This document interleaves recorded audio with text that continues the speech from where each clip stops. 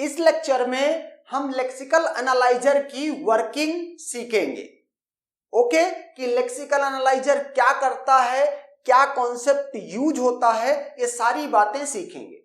Okay, तो lexical analyser क्या करता है, मॉडिफाइड सोर्स प्रोग्राम को या प्री प्रोसेस्ड सोर्स प्रोग्राम को रीड करता है character by character.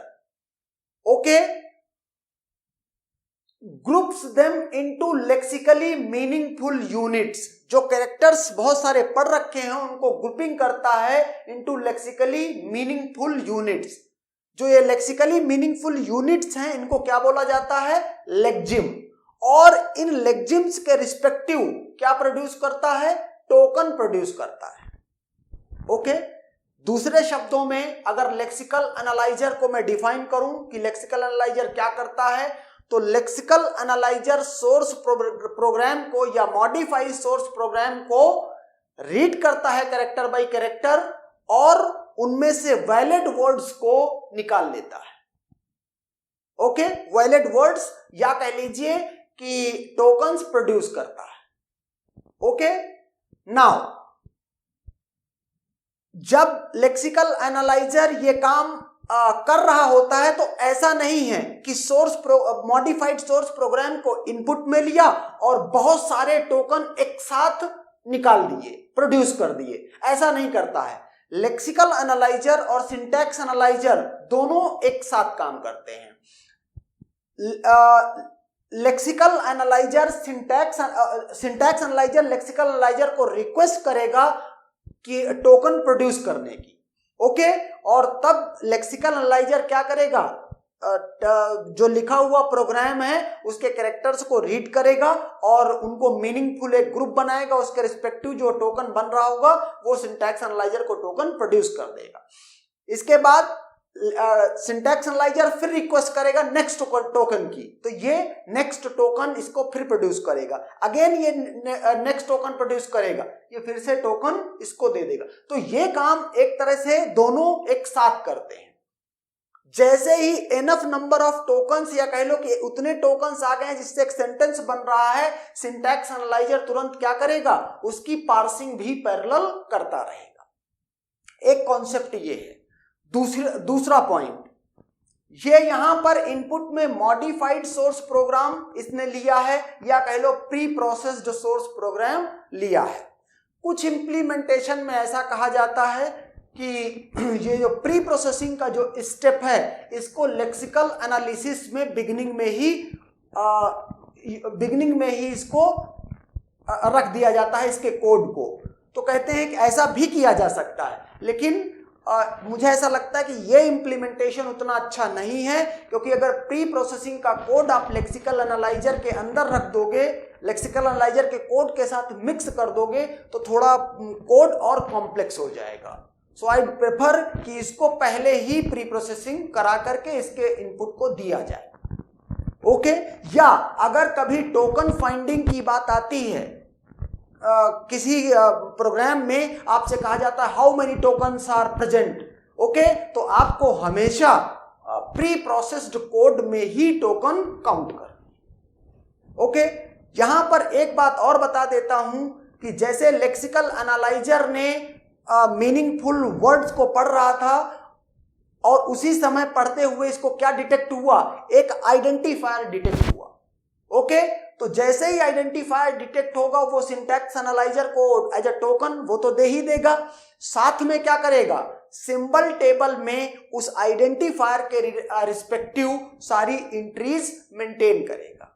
Symbol table में क्या एंट्रीज होती हैं, जनरली जैसे कि टाइप है, स्कोप है, कांस्टेंट है, पोजीशन है, फंक्शन है तो उसका रिटर्न टाइप है, एक्सेट्रा, वो सारी इंफॉर्मेशन सिंबल टेबल में स्टोर कराएगा। ऐसा नहीं है कि जो ये इंफॉर्मेशन स्टोर कराई गई है ये फुल एंड फाइनल इंफॉर्मेशन है। Full and final in the sense कि ऐसा बिल्कुल पॉसिबल है कि अभी जिस आइडेंटिफायर की यहां पर इंफॉर्मेशन स्टोर कराई गई है, नेक्स्ट फेज सिंटैक्स या सिमेंटिक्स एनालाइजर अभी आए और इसको क्या करें, इस एंट्री को फाइनली अपडेट करके ठीक करें, क्योंकि अभी जो एंट्री फिल की गई है वो परफेक्ट इंफॉर्मेशन नहीं है। ओके, तो ये इस तरह से लेक्सिकल एनालाइजर की वर्किंग होती है। यहां पर साथ में एरर हैंडलर लगा होता है, ये भी एक रूटीन है, कोड है, जो क्या करता है, अगर किसी फेज में कोई एरर आती है तो उसको हैंडल करता है। ओके, कुछ और टास्क हैं लेक्सिकल एनालाइजर के, जैसे कि अगर सोर्स कोड में या मॉडिफाइड सोर्स कोड में जो कमेंट होते हैं, अगर कमेंट दिखाई पड़ते हैं, कमेंट चाहे सिंगल लाइन कमेंट हो और चाहे ये मल्टी लाइन कमेंट हो, दोनों कमेंट, चाहे ये सिंगल लाइन हो चाहे मल्टी लाइन हो, दोनों कमेंट को लेक्सिकल एनालाइजर क्या करेगा, रीड करेगा प्रॉपरली, और उसके बाद रीड करने के बाद उस कमेंट को स्ट्रिप आउट कर देगा, निकाल के बाहर फेंक देगा।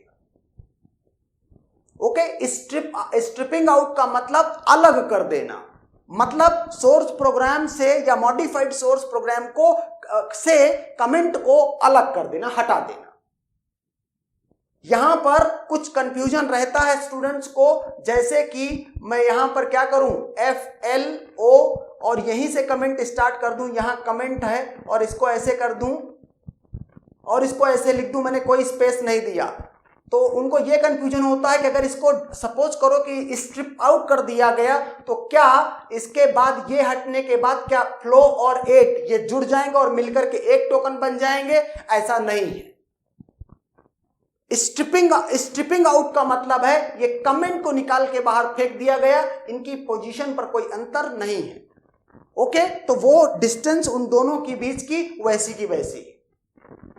ओके, तो अब यहां पर ये एक बात ये निकल के स्ट्रिपिंग आउट कमेंट, दूसरा एक काम और करता है, stripping out white space characters. White space characters क्या होते हैं? जैसे कि व्हाइट स्पेस कैरेक्टर में जैसे कि होता है ब्लैंक, जैसे कि होता है न्यू लाइन, जैसे कि होता है टैब, तो ये सब के सब क्या हैं? ये सब के सब हैं व्हाइट स्पेस कैरेक्टर्स। कहता अगर इनको प्रोग्राम में कहीं पर भी लेक्सिकल एनालाइजर ने देखा तो इनको स्ट्रिप आउट, इनको भी स्ट्रिप आउट, इनको भी अलग कर देगा। ओके, या दूसरे शब्दों में स्ट्रिपिंग आउट को ऐसे आप बोल सकते हो कि अगर कमेंट या व्हाइट स्पेस कैरेक्टर दिखे तो उनको इग्नोर कर देगा। ओके, एक और लेक्सिकल एनालाइजर का बहुत बड़ा फीचर है associate the error with line number of the source program. जैसे कि आप कंपाइल करते होगे कोड को तो आप देखते होगे कि कंपाइलर ये बताता है कि एक पर्टिकुलर इस लाइन पर ये एरर है, तो ये लाइन नंबर कौन बताता है? ये लेक्सिकल एनालाइजर का फीचर है कि associate the error with the line number. Okay,